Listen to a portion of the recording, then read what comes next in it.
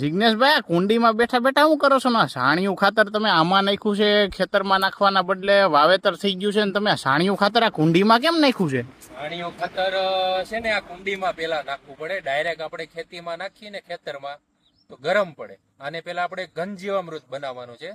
હવે જો આખો કુંડ આપણે આ ખાતરનો ભર્યો છે ને, અને આખો હવે પાણીનો ભરી દે.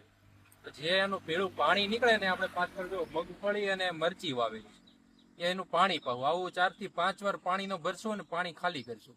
ત્યારબાદ એકદમ દાણાદાર ખાતર બની જાય. એક ખાતરની બેગ 500 રૂપિયાની મળે છે. પણ જિગ્નેશભાઈ, તમે આ એક બાજુ આખી કુંડી ભરેલી છે ને એક બાજુ આ ખાડો છે, વિશે બે બાજુ ખાતર છે, એનું કારણ ઉપયોગ કરવાનો છે. આપણે જે ચોમાસામાં માની લો કે ડાળિયું કપાણી હોય, ઝાડવા કાપ્યા હોય આપણે, તો એ પાંદરો ને કચરો બધો નાખવાનો. જો આ ડાળિયું રહી, આ કચરો આપણે આમાં નાખવાનો છે. ડાળિયું બધી વસ્તુનો ઉપયોગ કરવાનો. આનાથી જમીનનો કાર્બન વધે ભાઈ, સમજાય છે?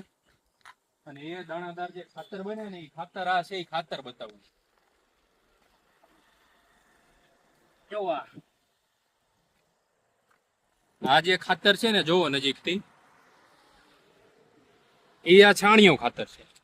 પણ એને અમે ઘનજીવામૃત બનાવ્યું. ગાયનું છાણ નાખ્યું છે આમાં, ગૌમૂત્ર, અને એનો પાણીનો નિકાલ કર્યો છે આમાં, અને એનું ખાતર બનેલું છે. તો આ બધા ખેડૂતને ટ્રાય કરવું જોઈએ ને? બધા ખેડૂતોને ટ્રાય કરવું જોઈએ. જો જે લોકો સાદી ખેતી કરતા હોય, ઓર્ગેનિક ખેતી ન કરતા હોય, એમને માટે પણ ખૂબ લાભદાયક છે. અને અહીંયા જો પાણીનો આ કુંડ આખો ભરાઈ જાય ને, ત્યારબાદ પાણીનો નિકાલ અહીંયા થાય છે. અહીંયા જો બહાર વાલ રાખેલા છે, આ વાલ દ્વારા પાણી આવે, પછી સીધું આ ધોર્યો, અહીંથી દારનું પાણી આવે, અને અહીંયા આપણે કુંડનું પાણી, અને બધું નીકળીને ડાયરેક્ટ પવાઈ જાય. દારૂ પાયો હોય એને કેમ આપણે નશો ચડી ગયો એને ગાંડો થાય માણા, એમાં છોડવા ગાંડા થાય આ પાણી પીવે ને આનું. એટલે ખૂબ સરસ જિગ્નેશભાઈ, માહિતી બહુ સારી લઈ ગઈ તમારી આ જાણીને વસ્તુ.